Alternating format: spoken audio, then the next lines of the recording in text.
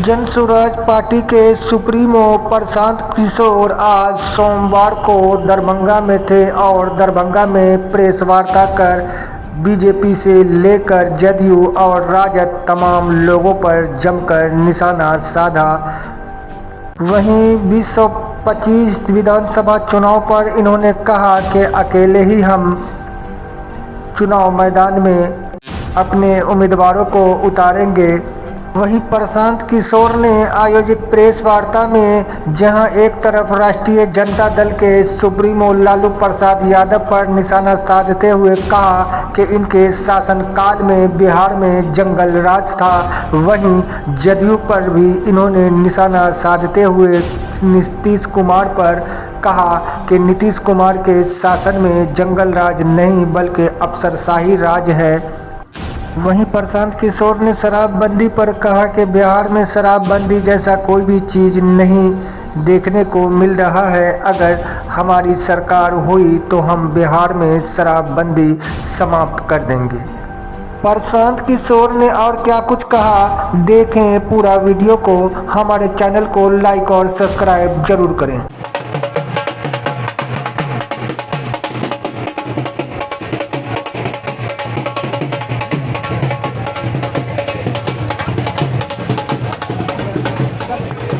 और लोग बालू माफिया कितना कमा रहा है, 10,000 करोड़। तो बिहार में आय का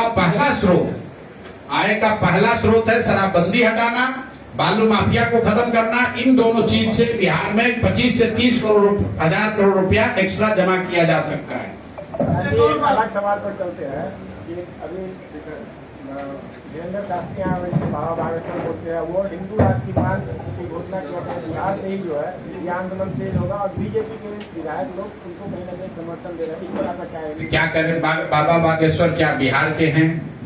क्या वही देश चलाते हैं? क्या संविधान उन्हीं के कहने से चेंज होगा?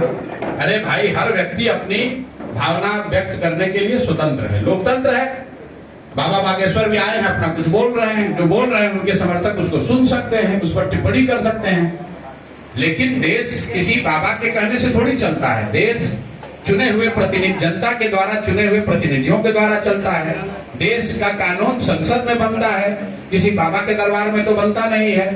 देश जो है वो संविधान से चलता है।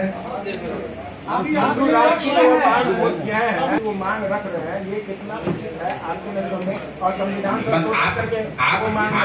आप सवाल पूछ रहे हैं, यही हास्यास्पद है। इस देश को बनाने वालों ने, इस देश के फाउंडिंग फादर्स ने जब इस देश को सेकुलर राष्ट्र के तौर पर बनाया है, तो आप और हम कौन हैं हिंदू राष्ट्र की बात करने वाले? क्या ऐसे मांग करने वाले लोग गांधी जी से बड़े समझदार हो गए? क्या गांधी, नेहरू, पटेल, सुभाष चंद्र बोस, बाबा साहब अम्बेडकर, इन सबसे बड़े यही लोग हो गए? और अभी तो लोकसभा का चुनाव हुआ, लोकसभा के चुनाव में जनता ने अपना मत दिया, कहा कि भाई भाजपा वाले रूल करो, लेकिन लिमिट में रह के रूल करो। अगर संविधान बदलने की बात करोगे तो जनता उसको स्वीकार नहीं करेगी। जो बात संविधान में आधारभूत बातें बताई गई हैं, उसमें संशोधन की कोई किसी को हिम्मत नहीं है। अगर होगा तो पब्लिक उसको उस हिसाब से निपटेगी, आप चिंता ना करें। अरे भाई, क्यों इतना तूल ले रहे हैं? उनके बयान को पूछ कौन रहा है? उनके बयान के आधार पर 13 करोड़ जनता थोड़ी ना वोट देती है। बीजेपी उनके बयान को समर्थन कर रही है। तो बीजेपी कर रही है तो बीजेपी जाएगी वोट लेने, तो जनता बताएगी। आप ये बताइए कि बीजेपी अगर उनके बयान का समर्थन कर रही है कि हम संविधान को बदलकर यहाँ पर हिंदू राष्ट्र बना देंगे, तो फिर रोज प्रधानमंत्री और अमित शाह जी क्यों कह रहे हैं कि नहीं हम संविधान से एकदम बंधे हुए हैं? कौन बीजेपी में उनका समर्थन कर रहा है? कौन समर्थन कर रहा है? प्रधानमंत्री ने तो कहा नहीं, अमित शाह जी ने तो कहा नहीं, पार्लियामेंट में भाजपा को दम है तो कह दे कि हम हिंदू राष्ट्र लागू करेंगे, हम संविधान बदल देंगे। हमने तो सुना नहीं। अब कौन कहाँ क्या कह रहा है? कोई कर्नाटक में कह दिया, कोई अयोध्या में कह दिया, कोई बाबा के दरबार में कह दिया। उससे क्या लेना देना है भाई? वो तो कोई कहीं बैठ के कुछ भी कह सकता है। ये बताया कि सिर्फ जय बिहार के नारे से कैसे वो चुनाव जीत रहे, जबकि कुछ समय से देश में सिर्फ ऐसे नारेबाजी होती है, भड़काऊबाजी होती है जिससे चुनाव जीत रहे हैं। आपको क्या लगता है कि बिहार में जय बिहार होना चाहिए कि कोई दूसरे का जय होना चाहिए? क्या स्ट्रेटेजी है? अरे आप पहले हमको बताइए, सुनिए ना भाई, जीत पाएंगे नहीं, आप काहे घबरा रहे हैं? जो माहौल चल रहा है उससे तो आप क्या कहते हैं? माहौल आपको ज्यादा समझ है, हमको ज्यादा समझ नहीं है कि हम थर्मामीटर लगाकर बता दें कि माहौल क्या चल रहा है। जो बेसिक बात है कि बिहार में जय बिहार नहीं बोला जाएगा तो जय गुजरात बोला जाएगा। बिहार में जय बिहार नहीं बोला जाएगा तो नरेंद्र मोदी जिंदाबाद बोला जाएगा। अगर अपने मिट्टी के लिए हम लोग जय बिहार कह रहे हैं तो इससे बेहतर और क्या बात हो सकती है। बिहार का जय तो होना ही चाहिए। कल तेजस्वी ने आरक्षण चुराने को लेकर धरना दिया है। क्या एनडीए पर आरोप लगाया है कि ये लोग आरक्षण चुरा रहे हैं। तेजस्वी ने कल धरना दिया, इस पर आपकी क्या? कौन चुरा रहा है? अभी भाजपा सरकार। अभी तो तेजस्वी जी खुद सरकार में बैठे हुए थे। धरना अरे यही ना चचा के साथ सरकार बनाए थे। कितना दिन पहले बनाए थे? 2 दिन पहले विधानसभा में तेजस्वी जी डोमिसाइल पर कुछ बयानबाजी कर रहे थे, हंगामा कर रहे थे और यहाँ के लोगों को इतना मूर्ख समझ रहे हैं कि कोई ये जान नहीं रहा है कि भाई जब शिक्षकों की बहाली हुई तो शिक्षा मंत्री कौन था? चंद्रशेखर यादव। आप क्या थे? आप खुद डिप्टी सीएम थे। तो जब आप शिक्षकों की बहाली करा रहे थे, जब वो कार्यक्रम चल रहा था तो उस समय डोमिसाइल क्यों नहीं लागू किया? आज विपक्ष में आते ज्ञान हो गया, अभी नया त्रिनेत्र खुला है। अरे भाई अभी तो आप डिप्टी सीएम थे, डोमिसाइल नीति को क्यों नहीं बदला? 15 साल माँ बाबूजी उनके मुख्यमंत्री थे। ये डोमिसाइल नीति किसने बनाया है? हम लोग तो सत्ता में थे नहीं। वो दोनों ओर से आप ही रहिएगा। आप सत्ता में है तो कह रहे हैं कि नौकरी हमने दिया और अभी कह रहे हैं कि डोमिसाइल नीति गलत है। तो भाई उसमें डोमिसाइल नीति के तहत ही तो 60-70% यूपी मध्य प्रदेश के लोगों को नौकरी मिली है। तो उसके लिए जवाबदेह कौन है? तेजस्वी यादव जवाबदेह है। नौकरी देने का क्रेडिट अगर तेजस्वी यादव को है तो यूपी और मध्य प्रदेश के लोगों को जो नौकरी मिली जो गलत डोमिसाइल नीति की वजह से, उसका इल्जाम भी उनको लेना चाहिए ना भाई। हम कहते हैं कि कोर्ट ने कहा, पब्लिक कहती है, हम थोड़े ना कहते हैं। आप क्या कहते हैं? लालू जी के राज में जंगल राज था कि नहीं था? दिखाई नहीं। अरे आप बता दीजिए कि नहीं था। अरे आपने नहीं देखा तो देश आजाद नहीं हुआ। ना एक मिनट रुकिए। देश आजाद हुआ तो हम लोग जिंदा नहीं, हम लोग का जन्म नहीं हुआ, इसका मतलब देश आजाद नहीं हुआ। लालू का जंगल राज हमारा शब्द है। कोर्ट ने कहा, बिहार ने कहा, बिहार की जनता ने कहा, देश ने कहा कि लालू जी का जो राज था वो जंगल राज था। दरभंगा में लगातार गिरफ्तार हो रही है, तो आप लोग कह रहे हैं जो बीजेपी के नेता कह रहे हैं सुशासन। अरे भैया बीजेपी के कहने से क्या होता है? बीजेपी के लोगों की हालत तो ये है, आप कह रहे हैं कि किसी बच्ची के साथ दुर्भाग्यपूर्ण घटना हुई है। सुनिए तो, डाक बंगला चौराहा पर ये बीजेपी के नेताओं को नीतीश कुमार ने दौड़ा के लाठी से मरवाया और इन लोगों का इतना हिम्मत नहीं है कि अपना सुरक्षा कर सके, एक दूसरे की क्या सुरक्षा करेगा? कुर्सी के लालच में जिन नेताओं को, एमपी और विधायकों को नीतीश कुमार ने डाक बंगला पर दौड़ा कर लाठी से पिटवाया, आज वो नीतीश कुमार का गुणगान कर रहा है। तो वो आपकी हमारी सुरक्षा क्या करेगा और हमारे आपके अधिकार के लिए क्या बोलेगा? एक चीज आपको बता दें कि भाजपा जो है बिहार में, इनसे ज्यादा कायर, इनसे ज्यादा डरपोक, इनके जैसा नेतृत्व विहीन कहीं भाजपा का यूनिट पूरा देश में नहीं होगा। इनको कोई, आप जिस सर्वे की बात कर रहे हैं, सी वोटर वाला, उसमें देख लीजिए कि भाजपा के नेता सम्राट चौधरी को कई % वोट आया है। तो फिर तेजस्वी क्यों कहते हैं कि आप भाजपा के बीच में? अब तेजस्वी को भैया मुफ्त में मुसलमानों का वोट लेने का आदत लगा है। आप सुन तो आ तो रहे उसी पर। आपको मुफ्त में वोट आदत लगा है कि मुसलमानों को डराओ कि भैया हमको ना दोगे तो भाजपा आ जाएगी, तो बेचारा मुसलमान मजबूरी में वोट दे देता है। अब उनको दिख रहा है कि जितना सब राजनीतिक बंधुआ मजदूर था, जो हमारे लालटेन में किरासन तेल बन के जल रहा था, उसको एक दूसरा रास्ता दिख गया जो इससे बेहतर रास्ता है, जिसका नाम है जन सुराज। तो लालटेन से किरासन तेल निकलेगा तो लालटेन तो फकफकाएगा ही ना भाई, फकफका के फिर थोड़े दिन में बंद हो जाएगा। तो तेजस्वी यादव की जो लालटेन है, जिस दिन मुसलमान उस लालटेन से निकल गए, किरासन तेल निकल गया, उस दिन उसका बुझना तय है, इसलिए वो घबरा रहे हैं। और घबराहट में कुछ बोल रहे हैं। सर एक बात अभी आपने लगातार बोला है कि भाजपा जो है नीतीश कुमार को नहीं देगा, तो क्या नीतीश कुमार को आप सजेशन दे रहे हैं, डरा रहे हैं कि नहीं अब जल्द से जल्द पाला बदल? अरे भैया अब नीतीश कोई दरवाजा नहीं खोला है यार। पहले एक चीज आप लोग रिकॉर्ड पर नोट कीजिए, नीतीश कुमार आज तक जीवन में कभी भी भाजपा को छोड़कर चुनाव नहीं लड़े हैं, एक्सेप्ट 2015 जब मैंने लड़ाया था उनको महागठबंधन में चुनाव। नीतीश कुमार का राजनीतिक गुदा ही नहीं है कि भाजपा को छोड़कर चुनाव लड़ जाएं। वो भाजपा के संसाधन से, भाजपा की मदद से चुनाव लड़ते हैं, लड़ने के बाद पलटते हैं। आप तो यहाँ लंबी पत्रकारिता किए हैं, आप बता दीजिए जब नीतीश कुमार कोई चुनाव बिना भाजपा के लड़े हो तो आप लोग का चुनाव से पहले कहीं नहीं जाने वाले हैं। तो भाजपा वाला भी जान रहा है कि इनका कहानी अब है खत्म। 42 को विधायक घट के 25 को 20 को से भी कम हो जाएगा तो कौन उनको लेगा? नीतीश कुमार कोई फैक्टर नहीं है। यहाँ लड़ाई भाजपा से है, राजद से है, जनसुराज से है। नीतीश कुमार कोई फैक्टर ही नहीं है। सर बेटा को लॉन्च कर रहे हैं वो, सर बेटा को लॉन्च कर रहे हैं, अपने पुत्र को भी लॉन्च कर रहे हैं। आपसे बोले हैं अभी तो चर्चा में है। अरे चर्चा में तो बहुत चीज है। नीतीश कुमार जी आपसे बोले हैं कि हम अपने बेटा को लॉन्च कर रहे हैं। जदयू में पोस्टर तो हम यहाँ पर डोनाल्ड ट्रंप का लगा देंगे, तो क्या डोनाल्ड ट्रंप आ रहे हैं दरभंगा में चुनाव लड़ने? भाई जदयू ने कोई आधिकारिक बयान जारी करके कहा कि नीतीश जी के लड़के आ रहे हैं। आप लोग जबरदस्ती कुछ भी चला देते हैं। अरे भाई ऐसा है, रुकिए, जो व्यक्ति राजनीति में नहीं है उस पर कोई टीका टिप्पणी नहीं करेंगे। नीतीश जी के लड़के पर भी नहीं करेंगे और लालू जी के भी उन बच्चों पर नहीं करेंगे जो राजनीति में नहीं है। तो बेकार की बात न करें। अभी तक जदयू ने या नीतीश जी ने कहीं पर आधिकारिक या गैर आधिकारिक तौर पर उन्होंने ये नहीं कहा है कि नीतीश जी के लड़के पॉलिटिक्स में आ रहे हैं, और अगर आए भी तो क्या दिक्कत है।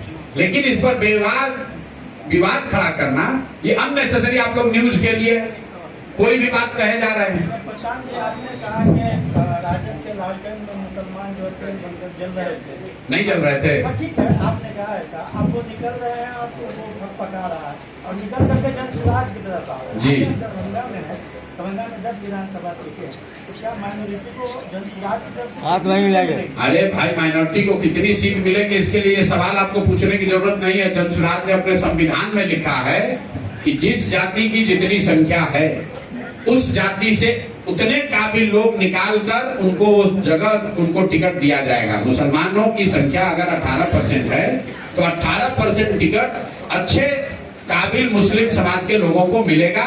दरभंगा में भी मिलेगा, अररिया में भी मिलेगा, बक्सर में भी मिलेगा, चंपारण में भी मिलेगा। जब आप सीएम बनिएगा तब न दीजिएगा। टिकट देने के लिए सीएम बनना क्या जरूरत है? चलिए खत्म किया जाए। क्षमा करेंगे क्योंकि बहुत सारे कार्यक्रम आगे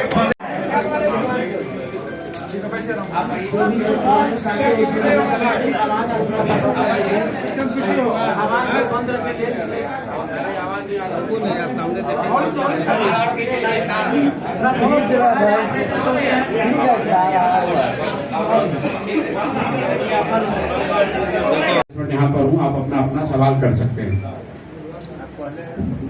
अपनी कोई बात नहीं कहनी, अपनी बात तो 2-2.5 वर्ष से कह ही रहे हैं। पार्टी का सर पार्टी बनने के बाद पहली बार आप दरभंगा आए हैं, कैसा है सफर आपका सफर? और ये किस चीज के लिए आपने फिर से दोबारा शुरू किया? ये पार्टी जैसा आपने कहा कि 2 अक्टूबर को पार्टी बनने के बाद ये पहली बार मैं वापस दरभंगा आ रहा हूँ।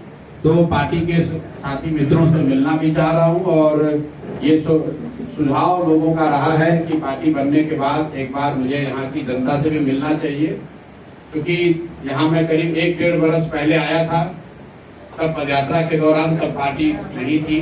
अब पार्टी है, पार्टी के पदाधिकारी हैं, पार्टी की एक संरचना है।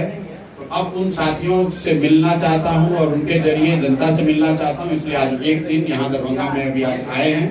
लेकिन मैं अभी दरभंगा में 3 दिन और आऊंगा आने वाले 1 महीने के अंदर। 1-1.5 महीने में यहाँ दरभंगा में 2-3 बार और आऊंगा और पूरे दरभंगा में जो भी साथी जनसुराज से जुड़े हुए हैं उनसे मिलने का प्रयास करेंगे और यहाँ की जनता को जनसुराज के उद्देश्य से हम लोग की जो परिकल्पना है और चुनाव को लेकर जो दृष्टि है उसको उस जनता से उसको साझा करने का प्रयास करेंगे। कोई कार्यक्रम नहीं शुरू किया गया है। 2 तारीख से जन सुराज विस्तार के नाम से एक कार्यक्रम चल रहा है, जिसमें जन सुराज से जुड़े हुए जो भी साथी हैं वो अपने घर पर 25, 50, 100 लोगों को बैठाकर एक छोटा संवाद करते हैं और उसके तहत बिहार में हर दिन करीब 1500 ऐसी सभाएं होती हैं, मीटिंग्स होती हैं। दरभंगा में भी वो काम चल रहा है। आगे 2-3 महीनों में आपको उसमें और विस्तार होता दिखेगा। प्रतिदिन मार्च के अंत तक 3000 बैठकें डेली होंगी, जो आप अभी देख रहे हैं। इसमें और विस्तार होगा। प्रतिदिन 3000 जगहों पर जन सुराज की छोटी बैठकें होंगी, जो लोग अपने घर पर, बरामदे में, दलान में या अपने गांव के स्तर पर आयोजित करेंगे, ताकि जन सुराज के विचार, इसकी सोच, इस पार्टी के प्रयासों को घर घर पहुंचाया जा सके। बिहार में चुनाव है और आने वाले वक्त में चुनाव की तैयारी पार्टियों ने शुरू कर दिया था। भ्रमण के यात्रा में अब आप पार्टी निर्माण कर सकते हैं। पार्टी निर्माण करने के बाद आज के परिप्रेक्ष्य में आप वर्तमान की राजनीति को ऐसे देखते हैं। 2-3 बातें हैं जो कि बिल्कुल स्पष्ट है। पहला कि यहाँ की जनता बहुतायन मेजॉरिटी जो है वो बिहार में परिवर्तन चाहती है, बदलाव चाहती है। चाहे आप जदयू के समर्थक हैं, भाजपा के समर्थक हैं या राजद के समर्थक हैं, बड़ी संख्या में लोग बदलाव चाहते हैं। बदलाव चाहने का मतलब ये नहीं है कि हर व्यक्ति जन सुराज को चाहता हो, लेकिन बदलाव तो निश्चित तौर पर ज्यादातर लोग चाहते हैं। अब आने वाले समय में, अगले 6-8 महीनों में, जब जनता के सामने सारे विकल्प होंगे, दल होंगे, दल की विचारधारा होगी, उनके प्रोग्राम होंगे, उनके नेता होंगे, तो अगले 4-5-6 महीनों में जनता उनका आकलन करेगी और लोकतांत्रिक तरीके से जानिए कि बिहार में बदलाव तय है।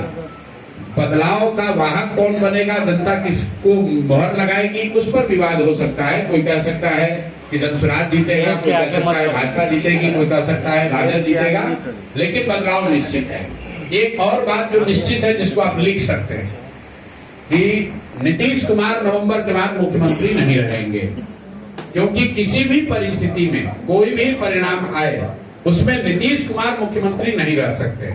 क्योंकि अगर एनडीए जीता तो भी भाजपा बड़े दल होने के नाते वो लोग अपना मुख्यमंत्री बनाएंगे, जैसा उन्होंने महाराष्ट्र में किया।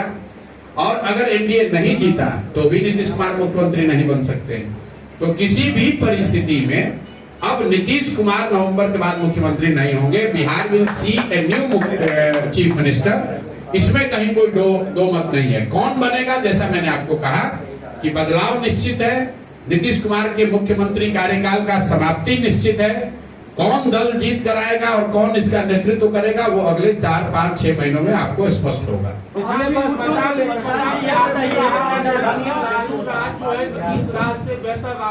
किसने कहा है? आपने। शब्द आपके हैं। किसने? हम तो हमेशा यही कहते हैं कि लालू राज और नीतीश के राज में कोई फर्क नहीं है।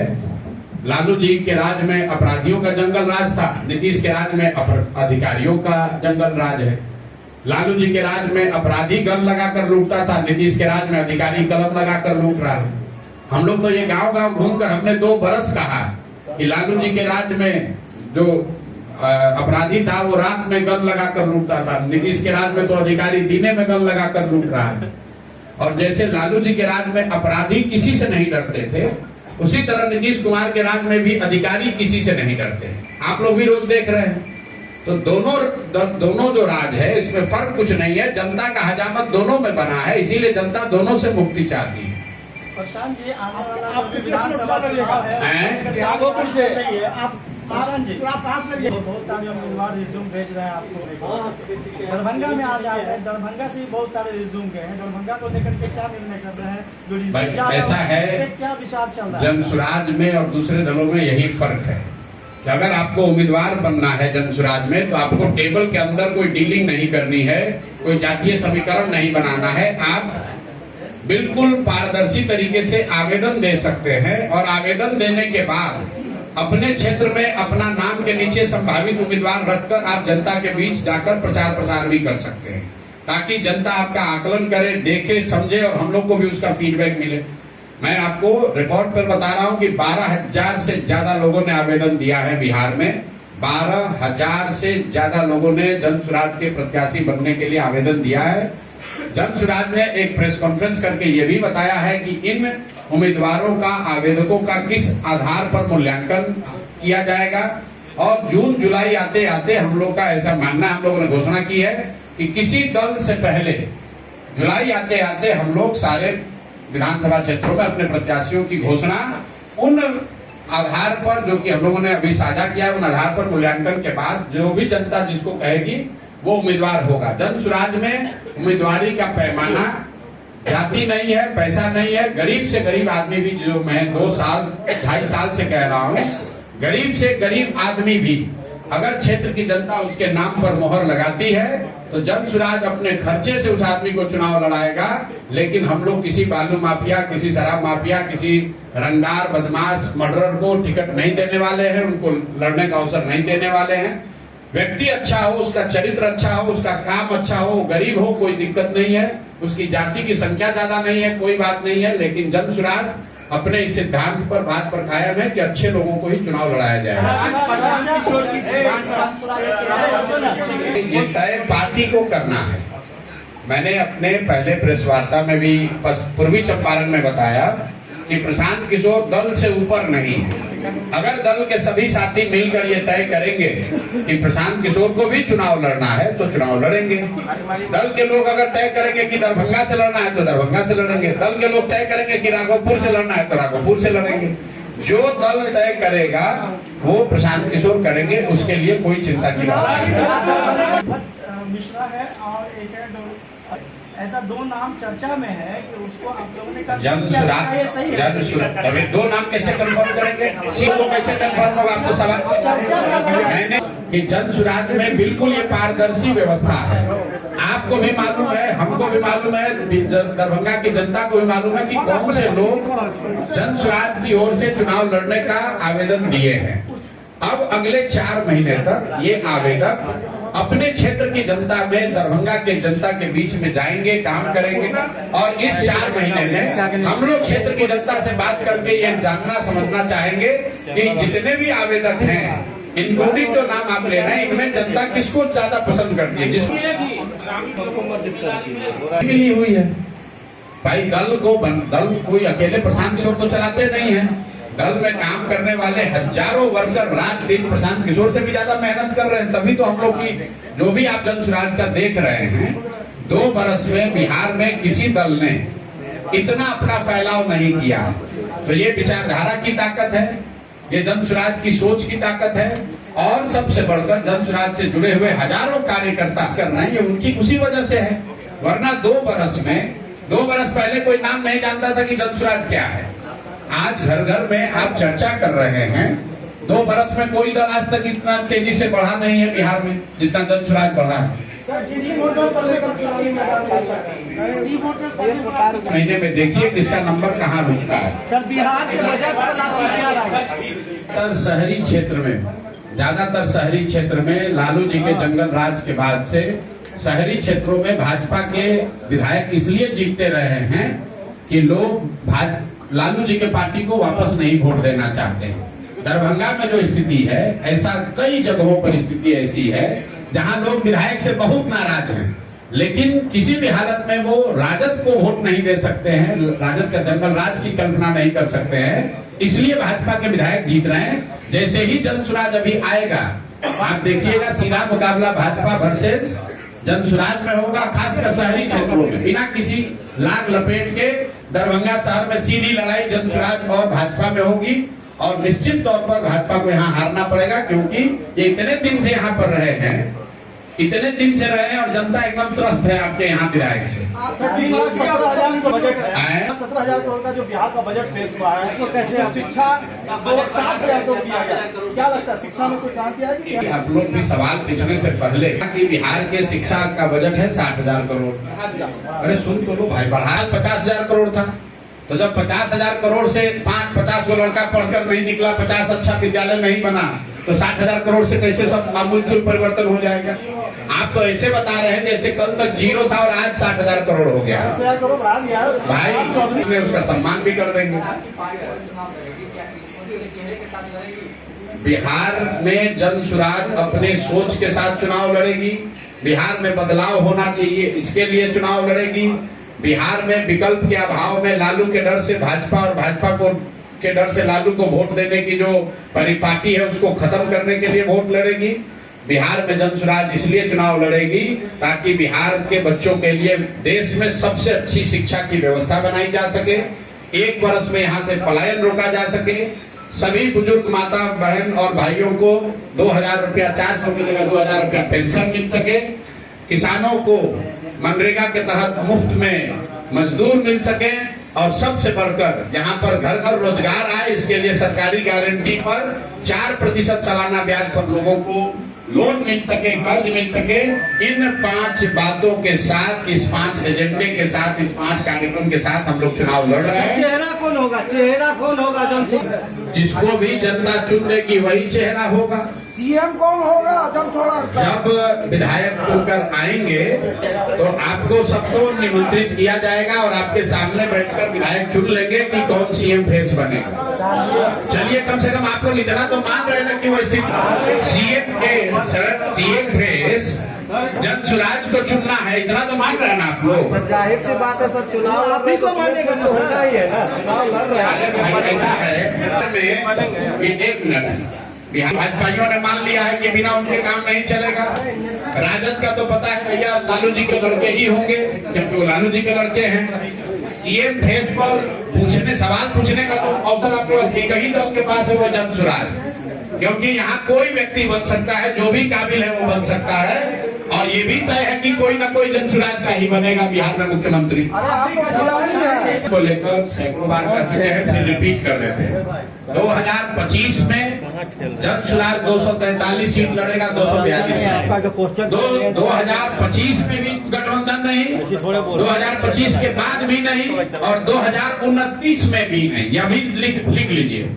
हमने कहा है कि चाहे 10 वर्ष लग जाए, 2029 में भी 1 सीट पर गठबंधन नहीं करेंगे। आप तो 25 का बात कर रहे हैं। ये बताइए, देखा जा रहा है कि चुनाव से पहले घोषणा पार्टियों का होता है, उसमें मुफ्त का अनाज, मुफ्त का पैसा। 5 बातें जो हम लोग कह रहे हैं, हम लोग तो कह रहे हैं और जो सामने वाला कह रहा है उसको आप जांच लीजिए। तेजस्वी जी ने कहा कि यहाँ की महिलाओं को 2500 रुपया महीना दे देंगे। अब आप लोग के सबके पास मोबाइल है, मोबाइल में कैलकुलेटर है, जरा जोड़ना शुरू कीजिए। बिहार में 6 करोड़ महिलाएं हैं।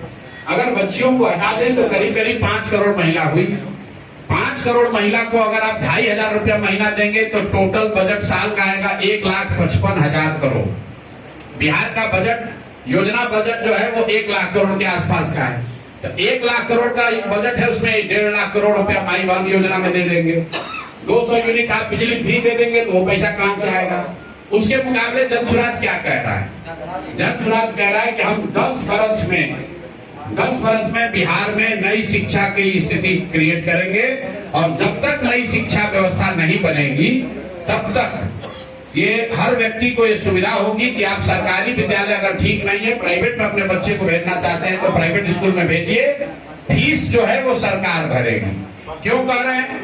आप लोगों को लगता है कि सरकारी विद्यालय फ्री है। सरकारी विद्यालय फ्री नहीं है।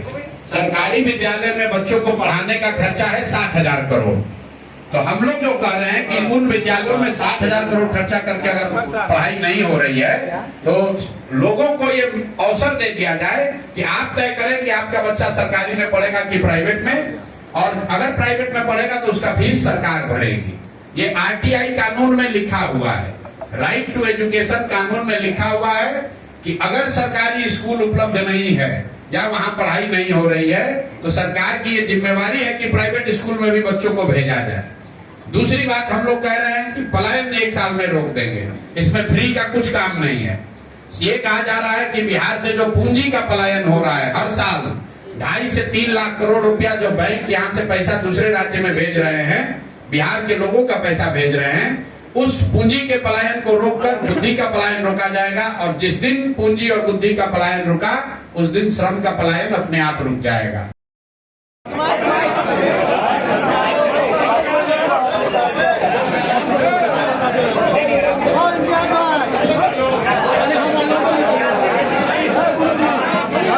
अरे ये कहाँ जा रहा है? कुर्सी हटा रहा है, ढकल देगा कोई।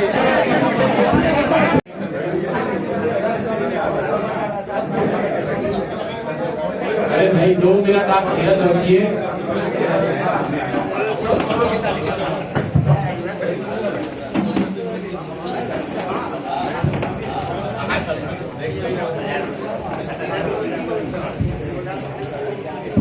कार्यकर्ता को बुला लीजिए।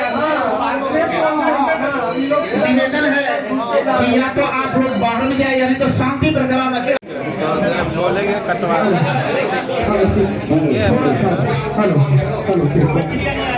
अभिजीत ठीक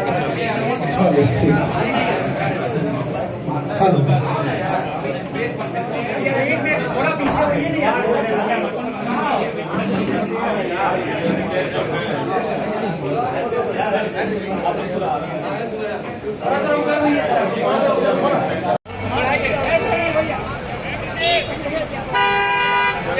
यार सब आगे चले जाते हम